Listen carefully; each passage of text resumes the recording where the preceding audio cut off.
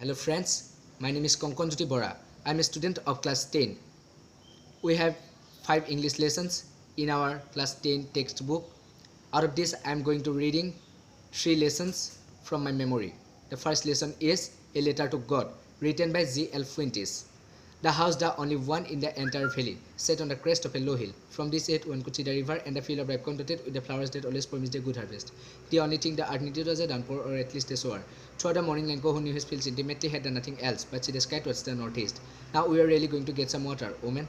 The woman who was preparing supper replied, Yes, God willing. The elder boys were working in the field while the small boys were playing near the house until the woman called to them all, Come for dinner. It was during the meal that, just as Lenko had predicted, big drops of rain began to fall.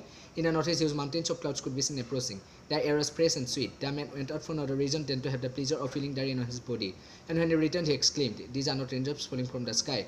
They are new coins. The big drops are 10-cent pieces and the little ones are 5s. With a satisfied expression, he regarded a field of ripe corn with its flowers, draped in a curtain of rain. But suddenly a strong wind began to blow, and along with the rain, various hailstones began to fall. These truly did resemble a silver coins. The boys, exposing themselves to the rain, ran out to collect the frozen pearls. It's really getting bad now, exclaimed the man. I hope it passes quickly. It did not pass quickly. For an hour the hail rained on the house, the garden, the hillside, the cornfield, on the whole valley. The field became white, as if covered with salt. Not a leaf remained on the trees. The corn was totally destroyed.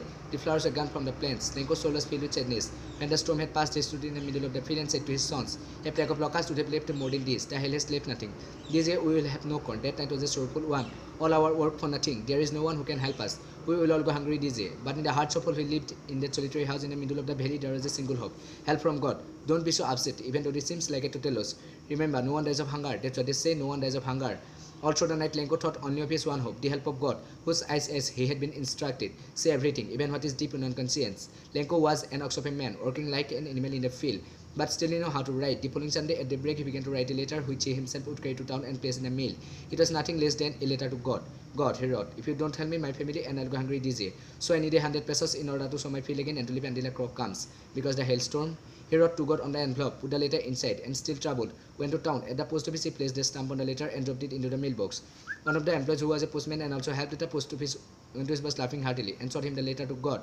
Never in his career as a postman had he known that address. The postmaster, a fair, amiable fellow, also broke out laughing, but almost immediately he turned serious and tapping the letter on his desk commented, What face? I wish I had the fate of the man who wrote this letter, starting up a correspondence with God.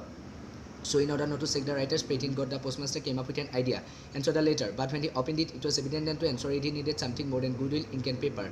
But he stuck to his resolution. He asked the money from his employees. He himself gave part of his salary, and several friends of his were obliged to give something for an act of charity. It was impossible for him to gather together the 100 pesos, so he was able to send the farmer only little more than half. He put the money in an envelope and with a letter containing only a single word as a signature, God. The following Sunday, Lenko came a bit earlier than usual to ask if there was a letter for him. It was the postman himself who handed the letter to Lenko, while the postmaster, experiencing the contentment of a man who has performed a good deed, looked on from his office. Lenko showed not the slightest surprise on seeing the money, such was his confidence. But he became angry when he counted the money. God could not have made a mistake, nor could he have denied what Lenko he had requested. Immediately, Lenko went up to the window to ask for paper and ink. On the public writing table, he started to write, with much wrinkling of his brow, caused by the effort he had to make to express his ideas. When he finished, he went to the window to buy a stamp, which he licked and affixed to the envelope with a blow of his fist. The moment the letter fell into the mailbox, the postmaster came to open it. It said, God, of the money that I asked for, only 70 pesos reached me. Send me the rest, since I need it very much. But don't send it to me through the mail, because the post office employees are a bunch of crooks. Lenko. The second lesson is Kurg, written by Lokesh Abrol. Midway between Mysore and the coastal town of Mangalore sits a piece of heaven that must have drifted from the kingdom of God. The land of rolling hills is inhabited by a proud race of martial men, beautiful women, and oil creatures. Kurg or Kodagu, the smallest district of Karnataka, is home to a vast Indian forest, spices, and coffee plantations. A vast Indian forest covers 30% of this district. During the monsoons, it pours enough to keep many visitors away. The season of joy commences from September and continues till March. The weather is perfect, with some showers thrown in for good measure. The air breathes of invigorating coffee. Coffee estates and colonial bungalows stand under tree canopies in prime corners. The fiercely independent people of Kurg are possibly of Greek or Arabic descent. As one story goes, a part of Alexander's army moved south along the coast and settled here when return became impractical. These people made amongst the locals, and their culture was apparent in the martial tradition, marriage, and religious rites, which are distinct from the Hindu mainstream. The theory of Arab origin draws support from the long black coat with an embroidered waistbelt owned by the Kadabus, known as Kufia. It resembles the Kufia owned by the Arabs and the Kurds, Kurgi homes have a tradition of hospitality, and they are more than willing to recount numerous tales of valor related to their sons and fathers. The Kurg regiment is one of the most decorated in the Indian Army, and the first chief of the Indian Army, General Cariappa, was a Kurgi. Even now, Karabas are the only people in India permitted to carry firearms without a license. The river Kaveri obtains its water from the hills and forests of Kurg. Mahasir, a large freshwater fish, abound in this water. Kingfishers dive for the kelp, whales, squirrels, and goats to a party eaten people mischief of enjoying the splash and the ripple effect in the clear water. Elephants enjoy being bathed and scrubbed in the river by their mouths. The most laid-back individuals become converts to the life of high-energy adventure with river rafting, canoeing, rappelling, rock climbing, and mountain biking. Numerous walking trails in this region are prepared with trekkers. Birds, bees, and butterflies are there to give you company. Macacus, Malabar squirrels, langurs, and slender lorries keep you watchful life from the tree canopy. I do, however, prefer to step aside for wild elephants. The climb to the Brahmagiri hills brings you into a panoramic view of mighty landscape of Kurg. A walk across the Rubits leads to the 64-acre island of Nisargadaama. Running into Buddhist monks from India's largest Tibetan settlement at nearby Bailakupi is a bonus. The monks in red, ochre, and yellow robes are amongst the many surprises that wait to be discovered by the visitors searching for the heart and soul of India, right here in Kurg.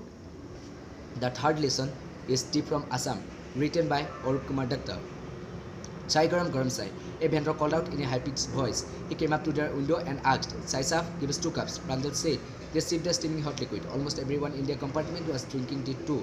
"Do you know that we had to grow cups of tea drunk every day throughout the world?" Rajvi said. "Hey-ho," exclaimed Pranjal. "Tea really is very popular." The train pulled out of the station.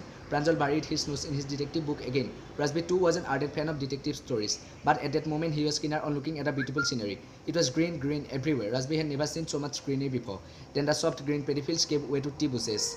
It was a magnificent view. Against the backdrops of densely wooded hills, a sea of tea bushes stretched as far as the eye could see, dwarfing the tiny tea plants where tall sturdy trees and amidst the orderly rows of bushes busily moved like figures. In the distance was an ugly building with billowing out of tall chimneys. "Hey, a tea garden!" Rajbi cried excitedly. Pranjal, who had been born and brought up on a plantation, did not share Rajbi's excitement. "Oh, this is tea country now. Assam has the largest concentration of plantation in the world. You will see enough garden to last you a lifetime," Rajbi said.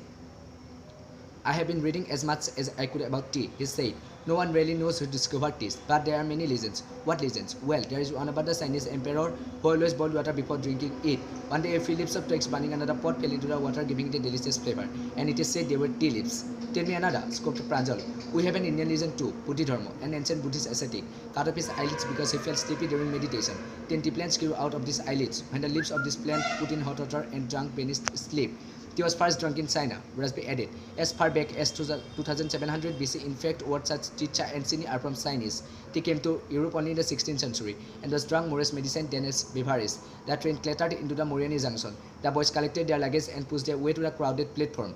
Pranjal's parents were waiting for them. Soon they were driving towards Dhekiabari, the tea garden managed by Pranjal's father.